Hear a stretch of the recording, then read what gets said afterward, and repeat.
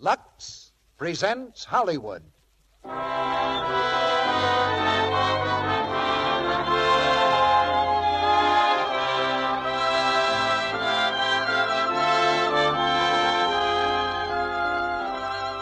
Lux Radio Theater brings you Joan Fontaine and Brian Ahern in Suspicion with Nigel Bruce.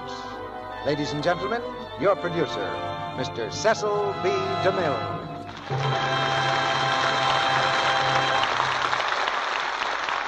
Greetings from Hollywood, ladies and gentlemen.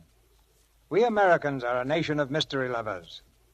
The sliding panel, the creaking stair bring a shiver of pleasure to 100 million spines. We wait with bated breath for the next chapter to reveal who done it. And don't tell me there's nothing new in mysteries either, because we have it here tonight, the RKO drama, Suspicion. It's the same gripping yarn that gave Joan Fontaine the part that won her an Academy Award. And tonight she co-stars with Brian Ahern. There are no sliding panels or creaking stairs in Suspicion. But in just about 3 acts from now, I think you'll agree it's one of the most absorbing mysteries of the year. 2 young people in love with a strange threat hanging over them. These are the ingredients of Suspicion. Shake well and you have an excellent spring tonic. And in the spring, a housewife's fancy usually turns to thoughts of house cleaning. But we got a different slant on the subject the other day from a listener in North Dakota. I don't believe anyone is happier to see spring come than we are up here, she writes. And so it seems like a good time to thank Lux Flakes for bringing us the Lux Radio Theater. It's our most valued entertainment all winter long. We aren't snowed in all the time, but we don't go very far when the sky is gray. The snow's gone now, and so is that supply of Lux Flakes we acquired last fall. Thanks again for making life on one North Dakota farm a little more cheerful in the months just past. To the lady from Dakota, our best wishes for a pleasant summer. She'll find that Lux Flakes, unlike snowflakes, will be just as welcome in the months to come. Now the curtain for Suspicion, starring Joan Fontaine as Lena and Brian Ahern as Johnny, with Nigel Bruce as Beaky. Let me go! Let me go! You little fool. What's the matter with you? Let me go! Hilltop overlooking the English countryside, the trees bend low before the moaning wind. Smoke-gray clouds weave swiftly across a smoke-gray sky. Against this sky are silhouetted the figures of a man and a woman. The man's arms are about her shoulders. She struggles wildly, fiercely, then breaks away. Again his arms reach out. Her hands are caught and held as in a vice. Now, what did you think I was trying to do? Kill you? Nothing less than murder could justify such a violent self-defense. Why, look at you. Let me go. Oh, I'm beginning to understand. You thought I was going to kiss you, didn't you? Weren't you? Well, of course not. I was merely reaching around you, trying to fix your hair. What's wrong with my hair? I'm glad you asked me that. It would have been extremely discourteous for me to bring the subject up. Are you serious? Of course I'm serious. You always give me the feeling that you're laughing at me. No, I give you my word. Well, what's wrong with my hair? Let me show you. No. Don't back away. I'm not going to hurt you. Now, let me see. Yes, this'll do it. What are you thinking of? A week ago, I'd never even seen you. And now here we are on a Sunday morning missing church while I unbraid your hair. I think you've done enough fooling with my hair. There we are. Have you got a mirror? You look splendid. I must be quite a novelty by contrast to the women you're photographed with in the newspapers. Oh. Well, how do you like your hair? Oh, now, don't screw up your face like that. You look like a monkey. What does your family call you? Monkey face? I have to go now. I'll be late for luncheon. Anyway, if my father saw me come home both late and beautiful, he might have a stroke.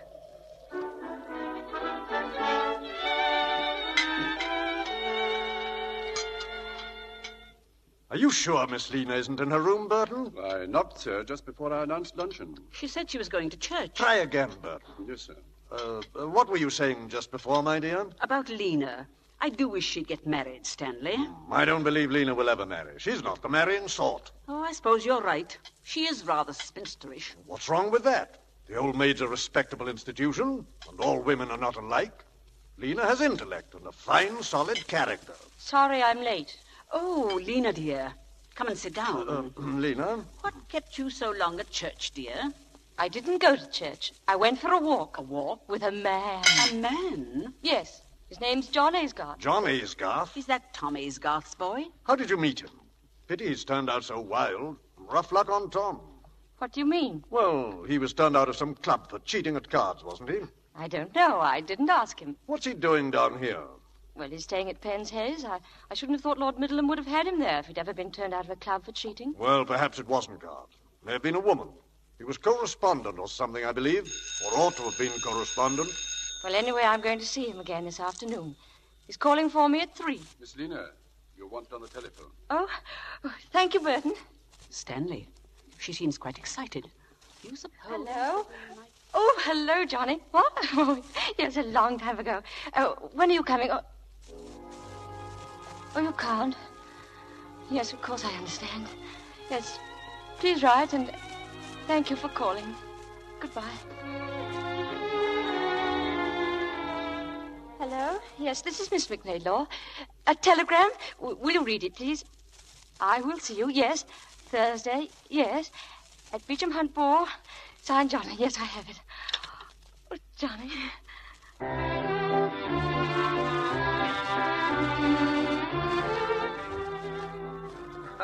I believe this is our dance, isn't it? Hello, Monkey Face. Hello. Hello, Monkey Face. Hello, Johnny. Come on. We're getting out of here. Oh, but we can't. Oh, of course we can. This way, Monkey Face. Johnny, where are we going? Now then, which is your car? Oh, but this is ridiculous. It's over there. Good. Come on.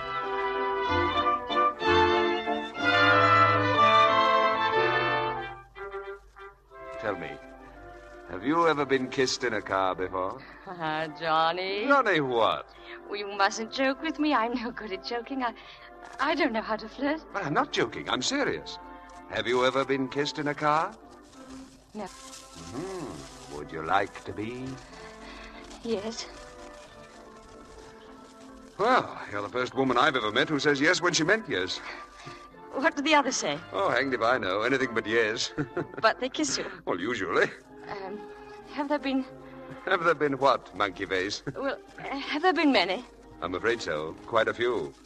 Are you always frank with them like this? No, not particularly. Well, then why are you frank with me? Because I'm different? Oh, no, it isn't that. I'm honest with you because, because I think it's the best way to get results. Johnny, I hope I'm not saying the wrong thing, but I love you. No. Now, you haven't said the wrong thing, Monkey Face. I think I'm falling in love with you, too. That's why I stayed away for a week. I was afraid of you. I never thought it would happen like this. Oh, neither did I.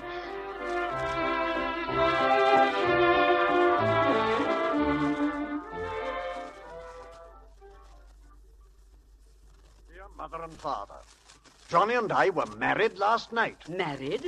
We're off for a month's honeymoon on the continent. Please forgive me. I love him very much.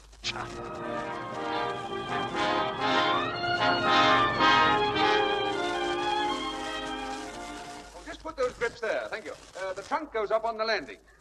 Well, darling, how do you like your new house? Oh, darling. Because if you don't like it, just blame it all on Mr. Bailey here. He rented the house while we were on our honeymoon. Yes, sir. Why, he even decorated the place. Oh, I adore it. Mr. Aysgarth, I shall have to be getting along now, so what shall I do about the bill? Oh, just drop it on that pretty little table on your way out, old boy. Oh, yes, thank you, Mr. Aysgarth. Thank you, Mr. Bailey. Johnny, I never dreamt I'd ever have such a gorgeous place. Are you sure you can afford it? Here, look. Just press that button there on the phonograph. There we are. Oh, I dance, I believe. oh yes. Where are we? At the Hunt Ball, And where else? in Venice, And Naples, and Capri, and Monte Carlo, and Nice, And Paris. Paris. I beg your pardon, sir. Yes? Oh, darling. This is, I'm so sorry. I've forgotten your name. Ethel, sir. Oh, yes. Well, Ethel, what is it? A telegram for you, Oh, sir. thank you, Ethel. Yes, sir. What do you think of Ethel? Oh, she seems perfect. Oh, Oh, it isn't bad news, is it, dear? Oh, no. It's from an old friend of mine. Stupid fella. He wants £1,000. You couldn't spare 1,000, could you? 1,000? What does he want it for? Oh, hanged if I know. Probably because I borrowed it from him. You borrowed it? Why? Because I was going on a honeymoon with the loveliest girl in the world, and I wanted her to be happy. Didn't you have any money of your own? Well, no, not a shilling. But I thought I had the impression... Johnny, are you broke? Monkey face, I've been broke all my life. Why didn't you tell me? And whatever made you take this extravagant house? Well, I didn't want you to live in a shack. Why, a girl like you who's going to come into plenty of money someday... Oh, wait a minute. I can't quite get this into my head. Were you thinking of my inheritance? Oh, I don't know what to say. Oh, now, darling, really? Isn't it silly to spend the best years of our lives waiting? Why not be comfortable now? Johnny, I'm just beginning to understand you. You're a baby. Oh, I know you didn't marry me for my money, but my income will never pay for all this, never. But what about your father? I couldn't possibly ask my father or even mother. Anyway, you wouldn't actually want to live on your wife's allowance, would you? Of course not, darling. Well, then.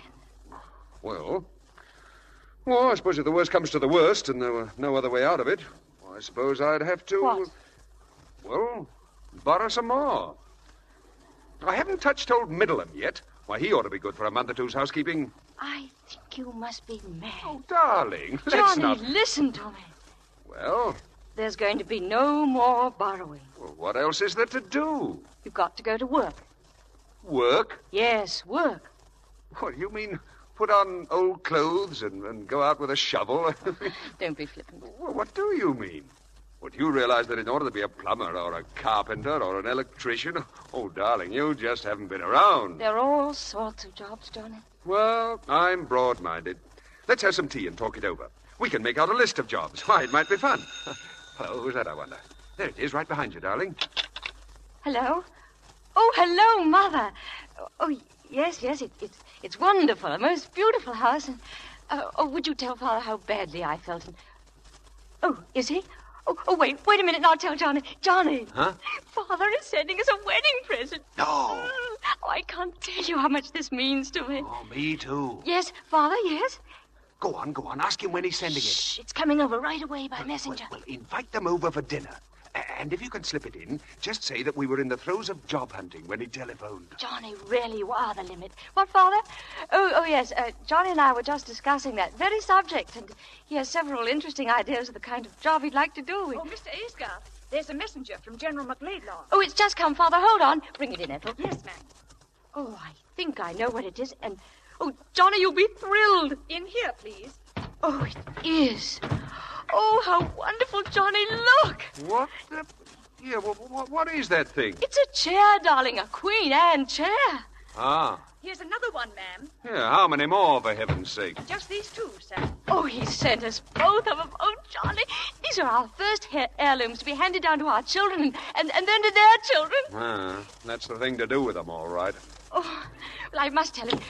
Oh, Father, you're so good to me that it makes me want to cry.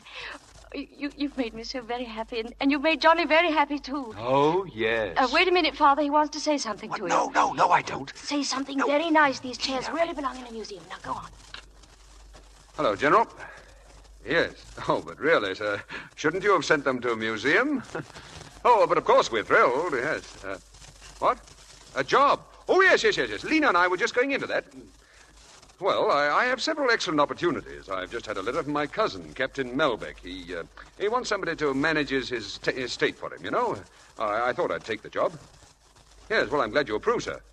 Yes. Well, we'll get together soon. Goodbye, sir. That was a fib about Captain Melbeck, wasn't it? Was it?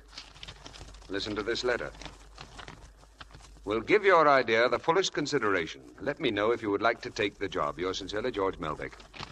Did you have this letter all the time? I did. Why didn't you tell me? Because, dear, I never dreamed I'd be using it. Any more than I ever dreamed we'd be receiving these two beautiful chairs.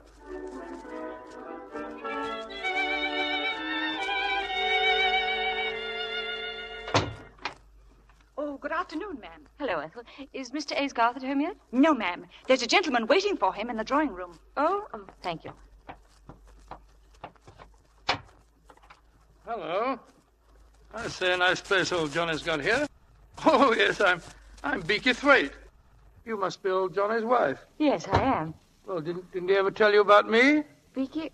Oh, you're Beaky. That's what they used to call me at school. I happened to be driving by. I thought I'd just pop in for a cup of tea. Oh, I've heard so much about you, Mr. Thwaite. Yes, Johnny told me about you, too. I ran into him at Newbury races last week. The races? Oh, put my foot in it as usual, have I? I mean, didn't he tell you? Johnny has a job. He couldn't be at the races. Besides, he's given up betting. Yes, has he? Well, don't you believe it, not Johnny. He's a great lad, he is. You mustn't mind Johnny cutting up. That's what makes him Johnny. Besides, he thinks you're a topper. Won't you sit down, Mr. Thwaite? Oh, I don't see why not. Well, I'm sure Johnny will... Oh. Something wrong? Yes, there were 2 chairs here this morning before I left. Chairs? Disappeared ever? Yes, apparently. Were they expensive? Yes, they were. They were museum pieces. Queen Anne. That Johnny, you'd be the death of me. Don't you understand?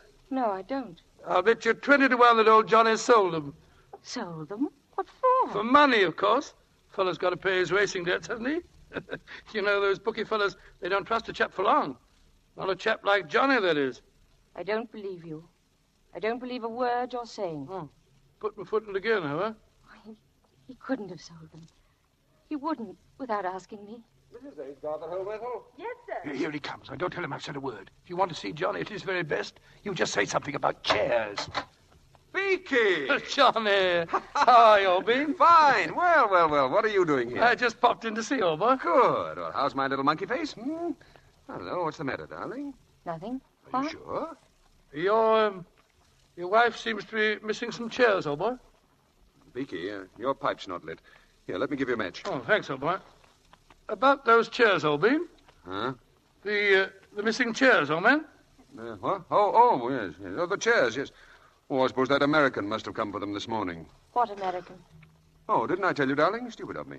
Well, he dropped by about a week ago, a friend of Melbeck's. Gone, old boy. Well, anyway, he admired the chairs and offered $100 apiece for them. Anyone would take that. I wouldn't. Oh, wouldn't you really, dear? Oh, I'm sorry. That never occurred to me.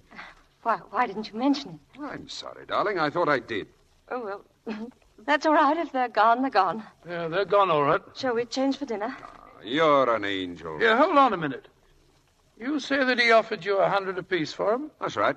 Well, let's have a look at the check. Oh, he'll send it along. I'll bet you £10 to a shilling you wouldn't dare let your wife pick up the telephone and ask old Melbeck or whatever his name is if he ever saw this American.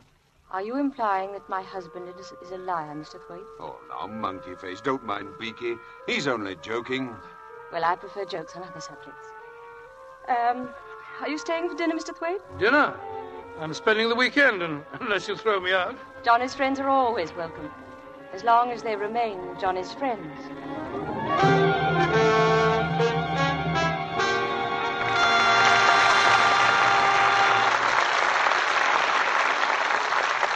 Mr. DeMille presents Act Two of Suspicion, starring Joan Fontaine, Brian Ahern, and Nigel Bruce, in just a moment.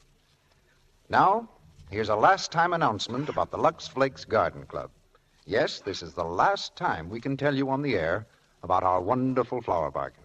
3 hardy vitamin-treated chrysanthemum plants, a whole dollar's worth, for only 10 cents on the opening tab from a large box of Lux Flakes. Single and double chrysanthemums, pom-pom and button types, in all their full range of glorious color, are included in our offer. Some will grow as big as 3 or 4 inches across. Plant them now, and from early next fall right up until killing frost time, you'll have armloads of blossoms, dozens from each plant, to cut and arrange indoors at a cost of almost nothing. These Lux Mum plants are all first-quality, well-rooted, field-grown plants. They'll bloom year after year, and one in each set of 3, the feature mum, blooms in a soft, glowing shell pink color that's specially lovely indoors under artificial light. And an extra special feature of our offer, every one of our plants has been given a special vitamin treatment with transplantone to strengthen the roots and produce earlier and more perfect blossoms. Now, even though you haven't a garden, you can still enjoy the luxury of fresh flowers for your home. For these Lux chrysanthemum plants will thrive in flower pots or window boxes in any sunny window. Order as many sets of 3 plants as you want, but order them promptly. Don't forget, this is the last time you will hear this premium offer. So get your order in the mail right away. If not tonight, then tomorrow, if you possibly can do so. But by all means, send it not later than next Sunday, May 10th, as this radio offer expires on that date, May 10th. Because of the tremendous rush of orders, we ask you to allow at least 2 weeks for your plants to reach you. Now, here's what you do. Write your name and address on a piece of paper or on the handy order blank which your dealer has. Mail it with 10 cents in coin. No stamps, please. 10 cents in coin and the opening tab from a large box of Lux Flakes to Lux Garden Club, Hollywood, California. With your chrysanthemum plants, we'll send you a leaflet of planting instructions and another leaflet telling you how you can get several other flower bargains. Remember, for each set of 3 plants you order, send 10 cents in coin and the opening tab from a large box of Lux Flakes to Lux Garden Club, Hollywood, California. Be sure to include your own name and address, of course. The offer is good only in the United States. Now, our producer, Mr. DeMille. Act 2 of Suspicion, starring Joan Fontaine as Lena and Brian Ahern as Johnny, with Nigel Bruce as Beaky.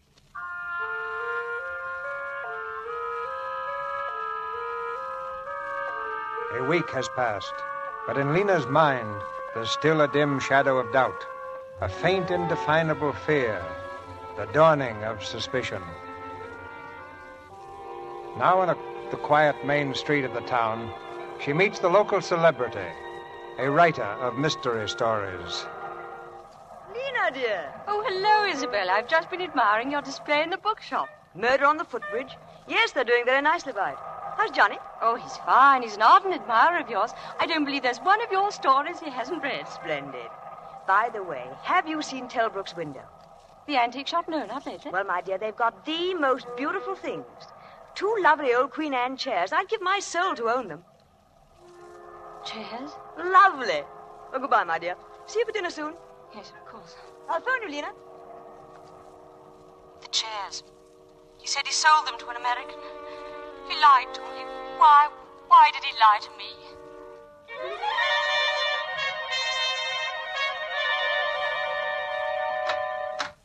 Hello, girl. Back so soon? Beaky, I owe you an apology. Good. What for? Well, I'll explain to you later.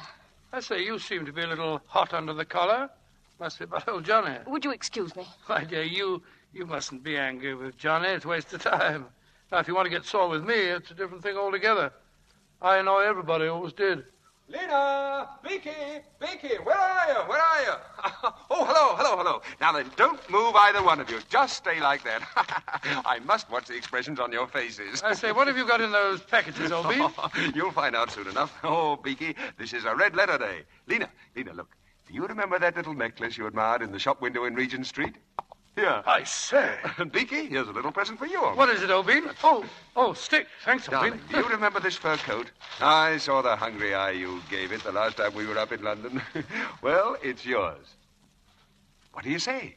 Johnny, I don't understand what made you do all this. Oh, now, dear, don't be angry. Well, Johnny, I want to know what this is all about. Yes, what is it all about, old Bean? Well, my friends, I have the pleasure of announcing that the Goodwood Cup was run today, and I happen to have backed the winner. A 10-to-1 shot, ladies and gentlemen, and I had £200 on him. £200 at 10 to 1? Why, that's 2,000 quid. Darling, what's happened to your tongue? Oh, come on, darling, smile. Johnny, where did you get the £200? I say, old girl, that's not a very tactful question. Where did you get it? Oh, you know very well there was no American. I got it for the chairs, of course. You sold the chairs to gamble all your money on a horse. Well, not exactly. I owed the bookies some money, but then along came this hot tip. Oh, darling, come on, give us a smile. Yes, come on, old girl. Come. Oh, I know. What? You tickle a chin, I'll make a noise like a duck. Come on, old man. More duck. More duck, old Bean. No, it's no good, Beaky. No. Oh, I forgot something. Darling, look at this. It's a receipt from a certain antique shop. Paid in full for a certain pair of chairs. They'll deliver within the hour. Johnny. There, you see? She's smiling. By Julia, so she is. Oh, Johnny, darling. Well done, old Bean. I say, What about celebrating? Oh, trust old Beaky to say the right thing at the right time. Come on, darling, look at me. Are you happy? Yes. Of course she is. Here you are, Lena. This is yours, old girl. Thank you, Beaky. And here's yours, old bean. Ah. And now for a toast. Yeah, wait a minute, Beaky. What are you drinking? Brandy? Oh, just this once, old bean? You know that's not good for you. All right. Oh, well, maybe just this once. Oh, thanks, old bean. Monkey Face, I drink to the last bet that will ever be made by Johnny Aisgard. The last bet, old bean. Well, bottoms up. Beaky. What's the matter with him? Sit down, Beaky, sit down. Here. Johnny, get some water, quick. It won't help. I've seen this happen before. There's nothing much you can do about it. Open his collar, he can't breathe. That's no use, darling. It'll either kill him or it'll go away by itself. Sorry, old bean. One of these days, it'll kill him.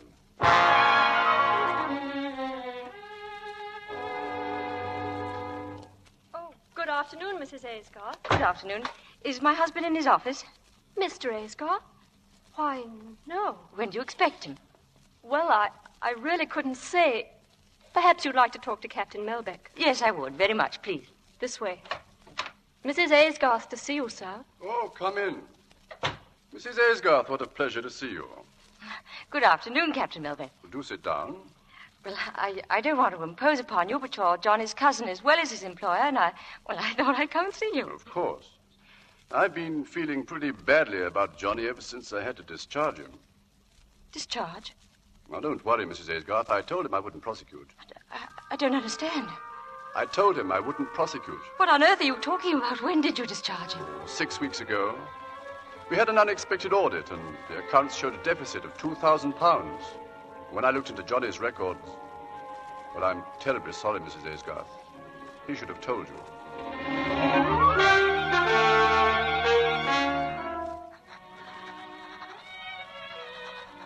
Johnny, I am leaving you. It is very important that we never see each other again. Lena. Yes? Oh, Ethel told me she'd packed your grips. Yes. Oh, then you've heard, eh? Yes, I've heard. I'm so sorry, darling. I'm terribly sorry. This telegram just came from the doctor. It tells how it happened. Telegram? There aren't many details. I deeply regret your father died early this morning from heart failure. Your mother wishes you to come at once. Lena.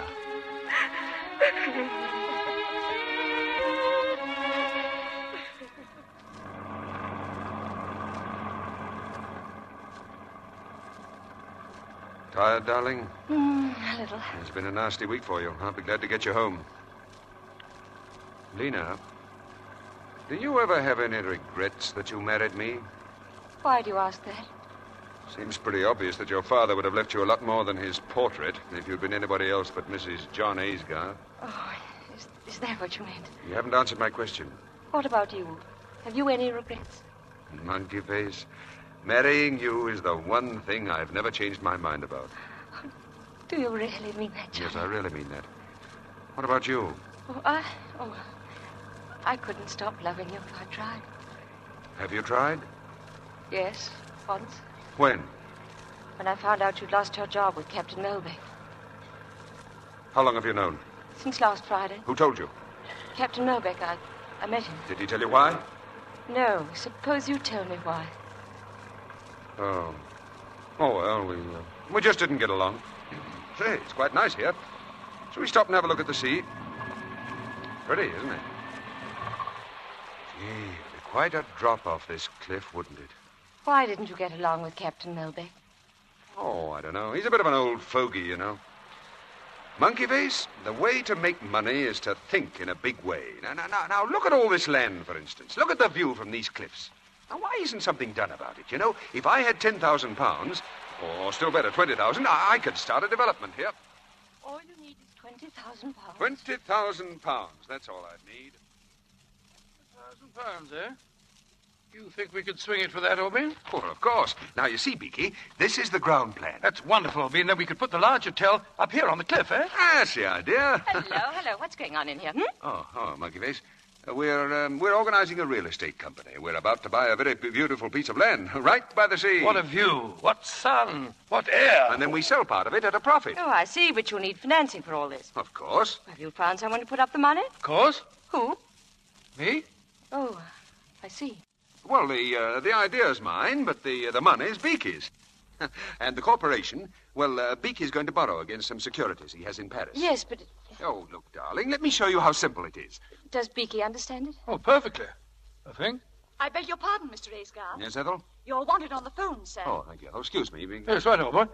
Now, Beaky, please explain it to me, will you? Well, you see, my dear girl, well, you see, we buy up this land and then we sell part of it. That gives us 100% profit in no time. Then on the other part, we build something or other. Oh, yes, but from whom do you buy the land? To whom do you sell it? Well, that shouldn't be difficult, do you think? Beaky, isn't it about time you grew up? I say, old girl, you're scolding me. Yes, you need a scolding. Shall I go and stand in the corner? Beaky, you're not being fair to Johnny. I say, old girl, that's a bit thick. Why, he's president of the whole bag of the thingamajig. Gets a salary, writes his own checks. Yes, that's what I mean. Well, what's wrong with that? Yes, what is wrong with it? Well, Lena? I say, old Bean, Lena's telling me that you're a bit soft in the head. Is that it? Sounded like that to me. Yeah, hadn't you better be changing for dinner? Oh, right, old boy. Shan't be a jiffy. What right have you to interfere in my affairs? But I wasn't really. I was only... You were only what? Well, I was only trying to tell Beaky that he shouldn't leave everything to you. It's not as if you were both experienced businessmen. What the devil do you know about business? Oh, very little. Suppose Beaky had taken you seriously. You'd have ruined the whole scheme. Do you realize that? Yes, but if it weren't good... That's my business, not yours. If I say it's good, it's good. And I don't want any interference from you or anybody else. Is that clear? Yes, that's clear.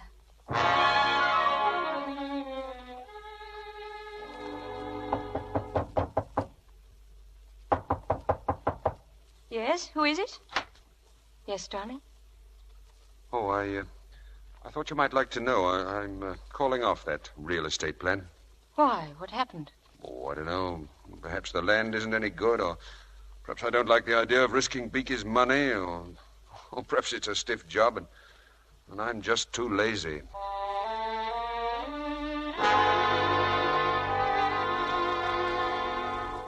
I don't know what it is, but every time I play anagrams, I learn to make three-letter words.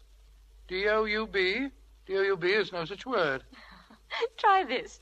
D-O-U-B-T. Doubt. Oh, thanks, old girl. I said, Johnny, I don't see why you want to call off this real estate business. It's no good. But the corporation's formed already. The money's been put up in your name, old boy. The deal is off, Beaky. Why do we have to drive all the way up there to look at it? I won't be responsible for calling the scheme off without first proving to you that it's no good.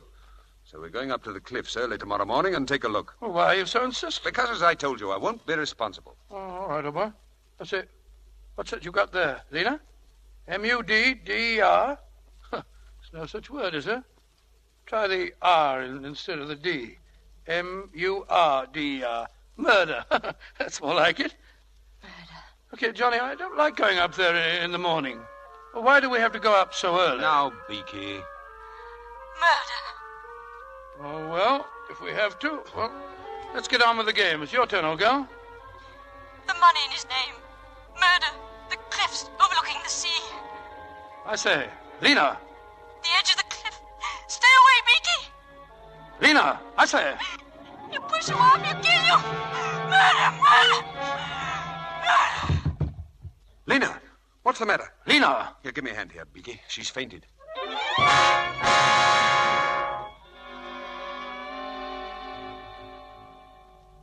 What time did Mr. Aysgarth leave? Why, about 7, ma'am. And Mr. Thwaite went with him? Yes, ma'am. Well, why didn't you wake me? Well, Mr. Aysgarth said not to disturb you. What car did they use? Well, ma'am, What I car? don't... Which one? Listen. Oh, that's Mr. Aysgarth now, ma'am. He's back. He's come back.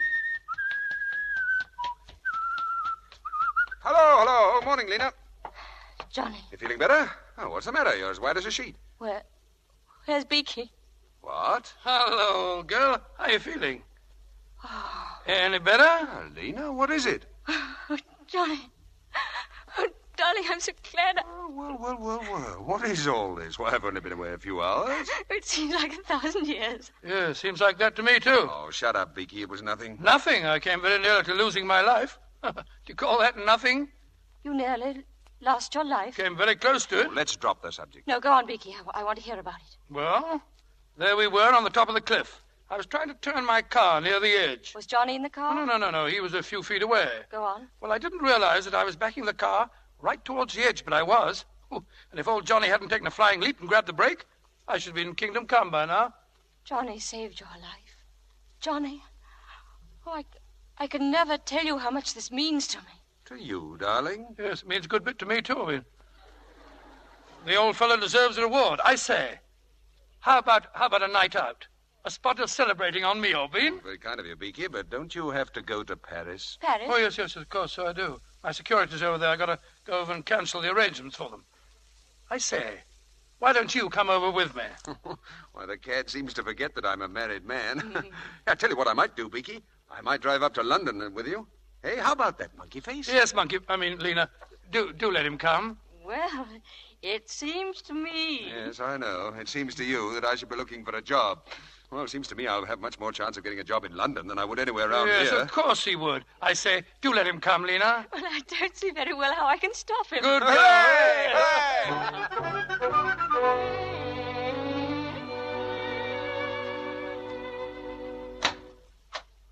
Mrs. Aysgarth. Yes, Ethel? There's an Inspector Hodgson in the hall, ma'am. He wants to speak to Mr. Aysgarth. Show him in, Ethel. Very good, ma'am. Will you come this way, please, sir? Thank you. Mrs. Aysgarth? Yes? My name's Hodgson, Inspector Hodgson from the county police. Oh, how do you do?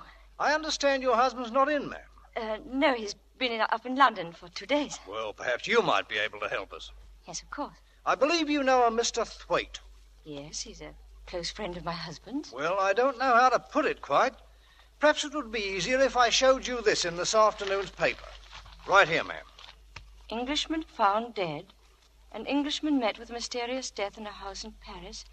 He's believed to be Mr. Gordon Cochrane Thwaite of Beaky. I'm sorry to have to do this, ma'am, but we're making inquiries on behalf of the Paris police.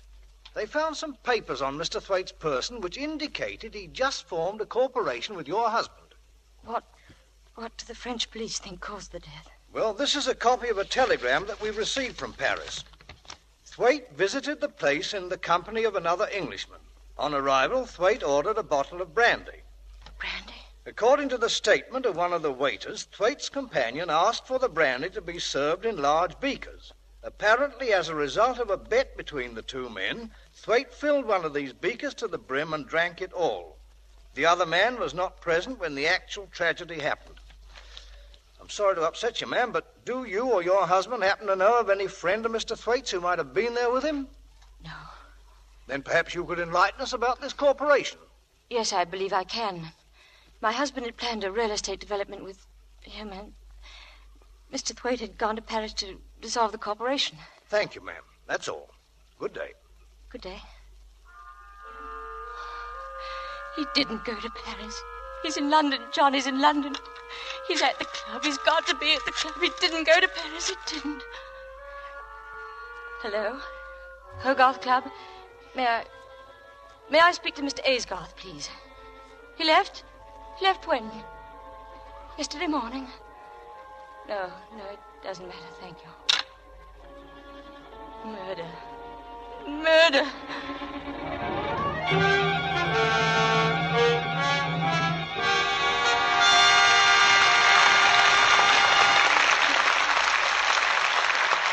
We pause now for station identification. This is the Columbia Broadcasting System.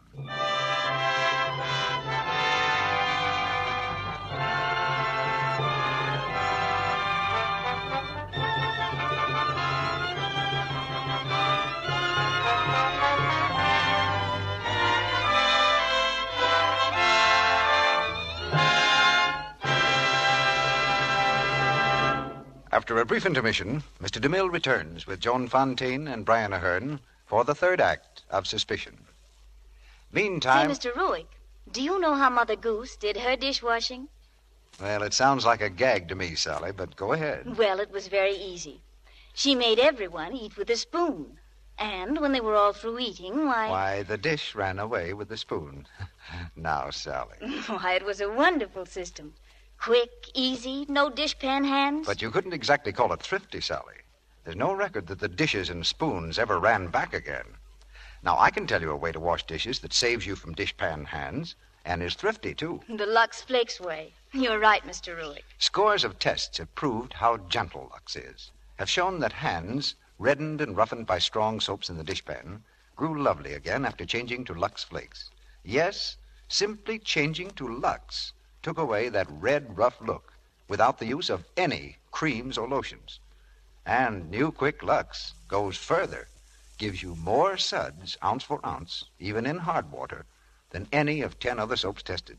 It's very thrifty. So you needn't have red dishpan hands. You save your hands when you wash dishes the thrifty Lux soap way. Get the generous big box first thing tomorrow morning and use it for your dishes every day. One big box of new Quick Lux will do dishes for about 45 meals. Now, Mr. DeMille returns to the microphone. The curtain rises on the third act of Suspicion, starring Joan Fontaine and Brian Ahern.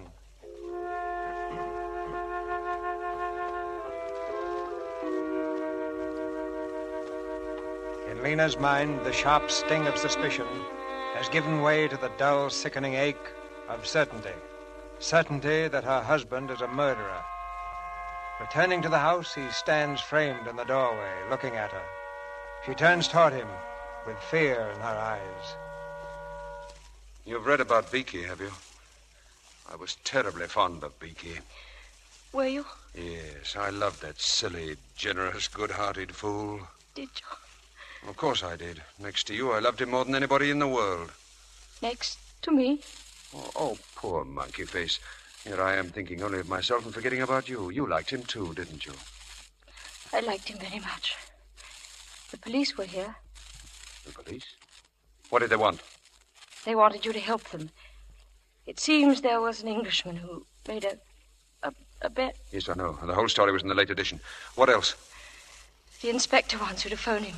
He thought perhaps you could help identify this Englishman. What did you tell them? Did you mention the corporation? Naturally, I told them Beaky was planning to dissolve it. I wish you'd left all that to me. Hello. Wickstead Police Station, please. What else did you tell them? That's about all. Hello. Hello, Inspector. This is Mr. John Aysgarth. Yes. Yes. Well, I drove up to London with him on Tuesday evening, and we dined at the Savoy.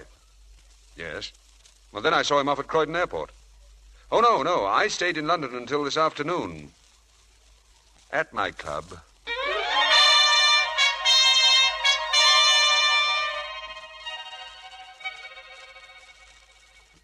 Lena, how nice to see you. I don't see half as much as you as I'd like. Well, that's sweet of you, Isabel. You know, I couldn't put my light out until 3 this morning. I was so interested in your last book, and I had to come over and talk to you about it. That's the most thrilling compliment I ever got. I was completely fascinated by the way your villain enticed his victim across the footbridge, knowing that the bridge had been sawn through. And he also knew his victim couldn't swim. Don't forget that. Well, what I want to know is this. Would you call that an actual murder? Well, from the moral standpoint, there's no question at all. It is murder. I suppose it is. What does Johnny think? Johnny, I haven't discussed it with him. I should think he'd be interested. The same situation with this friend of his in Paris. The same? Well, that brandy business is just like my footbridge. By the way, this brandy thing isn't new at all, you know. Oh, it's been done before? Oh, yes. And in real life, too. I have it here. A book called The Trial of Richard Palmer. Now, where is that book? Trial of Richard Palmer, the trial of... Oh, I remember where it is. It's in your house. My house? Yes. Johnny borrowed it a week ago.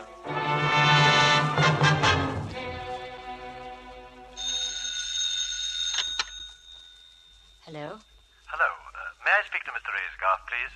He isn't in. This is Mrs. Aysgarth speaking. Oh, well, this is the Guarantor's Life Insurance Company. Yes? Would you tell Mr. Aysgarth that there's been a slight delay in replying to his inquiry? But we've written him fully on the matter, and he should get our letter by first post in the morning.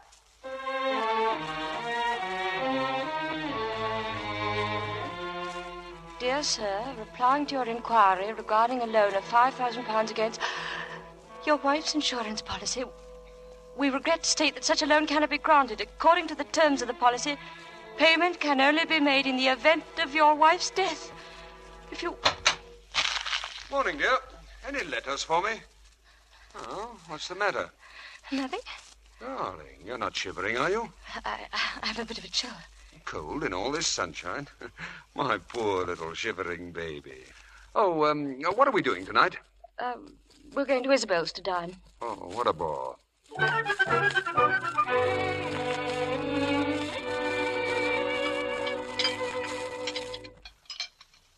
Well, let's get back to that new book of yours, Isabel. You mean to tell me that a fellow comes into a room, sits down and starts to strum on the piano, and 2 seconds later he's shot? Is that the idea? Yes. A certain note on the piano was wired to a revolver concealed in the wall paneling. Oh, I don't care much for that, Isabel. You're slipping, old girl. What's wrong with it? Oh, it's too complicated. If you're going to kill somebody, just do it simply. How would you do it simply, Johnny? Oh, I don't know, dear. Just use the most obvious method. For instance? Well, for instance, poison, say arsenic. Arsenic can be traced in the body, of course. But it isn't always. No.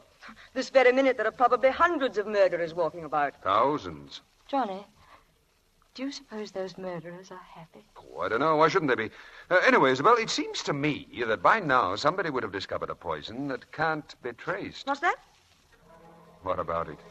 Isn't there? An untraceable poison? Nonsense. There's no such thing. Isabel, you're hiding something from me.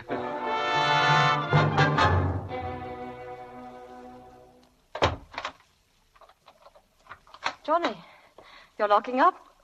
What about Ethel? Oh, it's Ethel's night off. She won't be back till morning. What about Cook? Have you forgotten? Cook's away on holiday. Oh. My darling, you're shivering again. Do you suppose you're catching cold? Yes, I think that's what it must be. Oh, well, we'll have to tuck you into bed and get you nice and warm. Come along. No, Johnny, please don't. What's the trouble? Johnny, I'm in a state tonight. I don't know why, but I'd like to be alone. Would you mind sleeping in your dressing room? Well, of course I'd mind. Please, Johnny, I haven't been sleeping well. Oh, I understand. You used to sleep badly when I wasn't here, and now you... Well, all right, if that's the way you feel about it. Good night.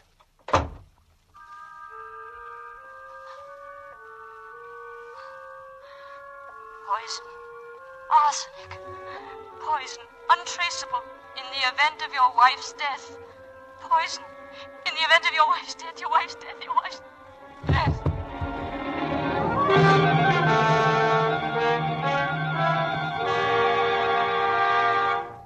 Come on, Lena. Wake up, dear. You feeling better? Yes, Hello, darling. Isabel.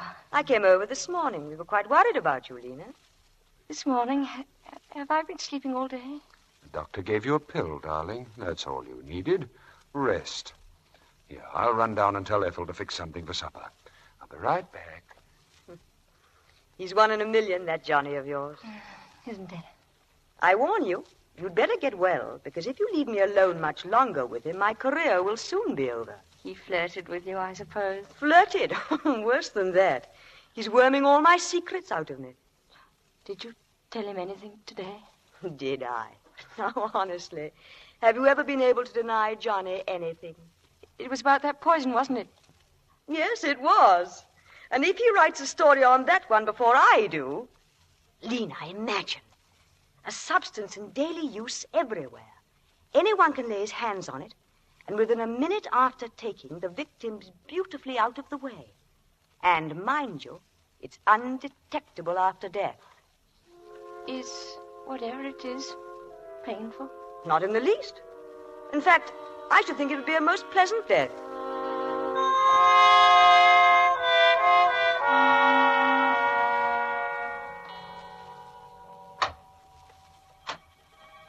Lena, are you awake? Yes. Oh, I brought you a glass of milk. Here, darling, I'll put it here.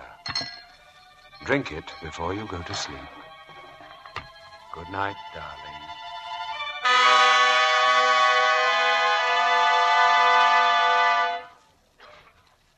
Why don't you let me help you pack? But there's no need to. What's the matter with you this morning? You're still annoyed with me, aren't you? No, Johnny, really, I still don't feel well, that's all. And a few days at your mother's will do you more good than staying at home. Oh, not exactly that. Dear Mother telephoned She me. got on that phone awfully early, it seems to me. Well, Mother gets up early. I happened to mention that I was a bit nervy, and before I knew it, I'd agreed to spend a few days with her. Oh, all right. I'll run down and get the car ready. Oh, no, please, I'll drive myself. I prefer to drive you.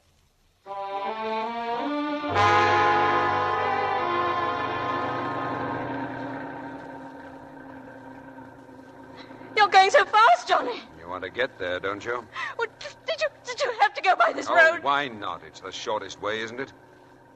Ha! There's the hotel site. And that's another thing I've failed at. The cliffs. He's going to kill me. That door is open. He's going to kill me. The curve up there, the door was free. He's going to push me out and down. Open. Down, open. Look out!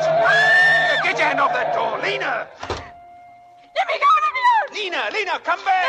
No! Lena! Let me go. Lena, what's got into you? Oh, leave me alone. Stop it, you little fool, stop it! I've had enough. How much do you think a man can bear? Listen to me. You turn me out of your room, you go running away to your mother's, and now you shrink away from me as though you hated me. You're my wife, Lena. But I thought... Why, you almost killed us both back there, because you had to pull away even when I was reaching over to save you from falling out of the car. Well, you don't have to put up with me anymore. Johnny, wait. Where are you going? First, I'm taking you on to your mother's. And then what? Oh, don't you worry. I won't bother you again. Johnny, you mean you're... Johnny, why were you asking Isabel about that poison? What were you planning to do with it? Johnny, you were going to kill yourself. Oh, my darling. Yes, but I saw that was a cheap way out.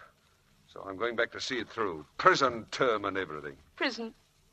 You mean Melbeck? That money you... I can't pay it back. I made the last attempt to raise the money when I went away with Beaky. To Paris. Paris? I didn't go to Paris. I went to Liverpool. I tried to borrow on your insurance. But it didn't work. You mean you were in Liverpool when Beaky... Then you didn't go to Paris? Well, of course not. Do you think I'd have let some idiot give poor old Beaky that brandy if I had? Oh, Johnny.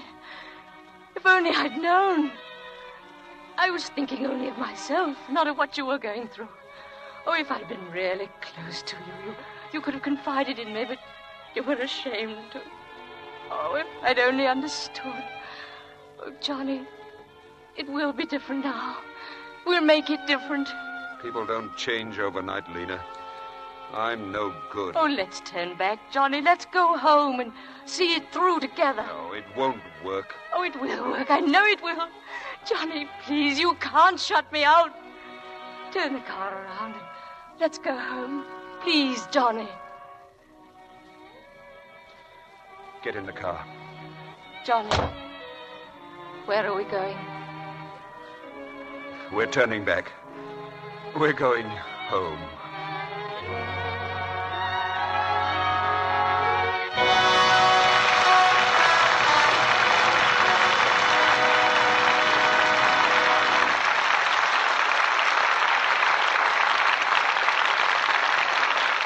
Our stars will return to the microphone in just a moment for a curtain call.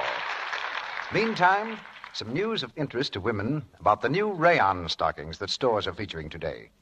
You know, these new rayons have greater elasticity and greater strength than earlier ones. New finishes make them more beautiful, too. Of course, you'll need to give these new rayons the right care for best results. Rayon is temporarily weak in water, so handle it gently. Don't rub. Don't use strong wash-day soaps. Just squeeze lukewarm Lux suds through the stockings, then rinse, just as you do with silk and nylon. Roll the stockings for a moment in a Turkish towel to press out the moisture. Then unroll them at once and hang them over a smooth rod. Always be sure you get rayon stockings really dry before you wear them again. Let them dry from 24 to 48 hours.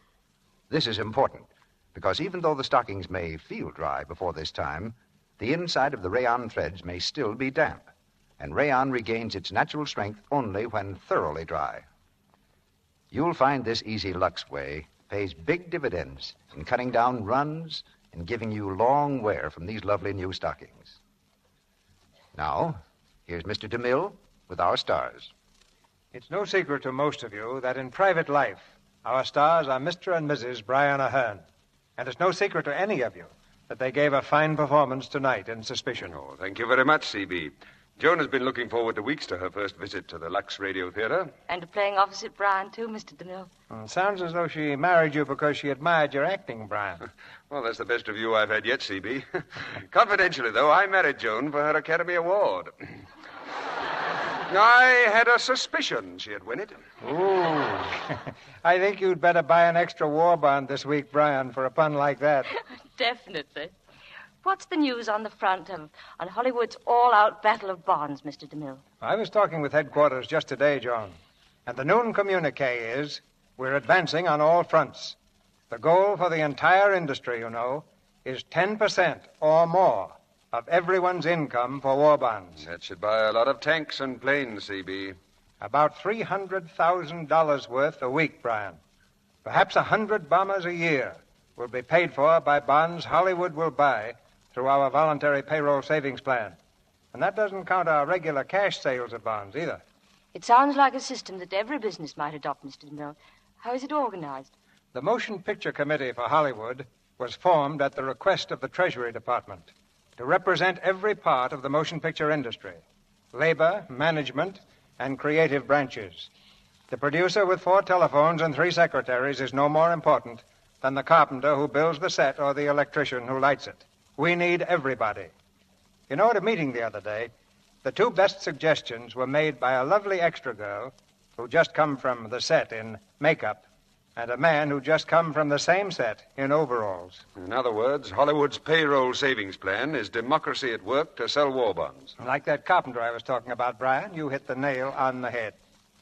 In a few weeks, we expect to tell the Treasury Department that every actor, stenographer, writer, musician, makeup man, costumer, hairdresser, executive, business manager, agent, cameraman, sound technician, director, carpenter, clerk, electrician, and set dresser has signed up. That every man and woman who works in motion pictures and the allied branches of the industry is in the payroll savings plan and is voluntarily putting at least 10% of his or her salary in United States war bonds. Not just this week or this month, but every payday for the duration of the war. And it's one production with a starring part for everyone. Well, who's starring here in the Lux Radio Theater next week, C.B.? First, let me tell you the play, Brian. It's Frederick Lonsdale's famous comedy, The Last of Mrs. Cheney. And our stars will be Norma Shearer, Walter Pidgeon, and Adolphe Mongeau. The Last of Mrs. Cheney ran a whole season on Broadway and twice made a hit in motion pictures. I fully expect it to keep up that brilliant record here next Monday night with a cast like Norma Shearer, Walter Pidgeon, and Adolphe Mongeau. Well, that play is one of my favorites, C.B. Thank you and good night. Good night, Mr. DeMille. Good night. Good night. Remember, a bond every payday keeps the Axis away.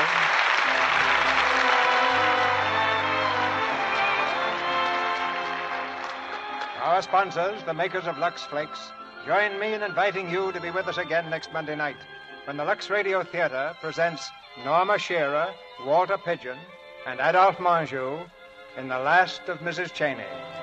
This is Cecil B. DeMille saying good night to you from Hollywood.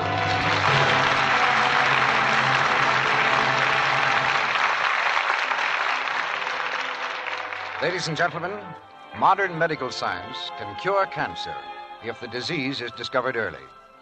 The Women's Field Army of the American Society for the Control of Cancer deserves your support in its campaign to spread knowledge of cancer control.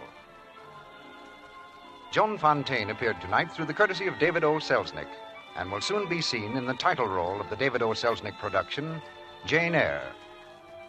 Brian Ahern, star of Columbia Pictures, will be seen in their production of Salute to Sahara. Nigel Bruce appeared through the courtesy of Universal Pictures. His next picture is Universal's Sherlock Holmes Saves London. Heard in tonight's play were Jill Esmond as Isabel, Vernon Steele as General McLeodlaw, Gloria Gordon as Mrs. McLeodlaw, John Abbott as Melbeck, and Eric Snowden, Claire Verdera, and Pax Walter. The Lux Radio Theater is shortwave to American armed forces throughout the world.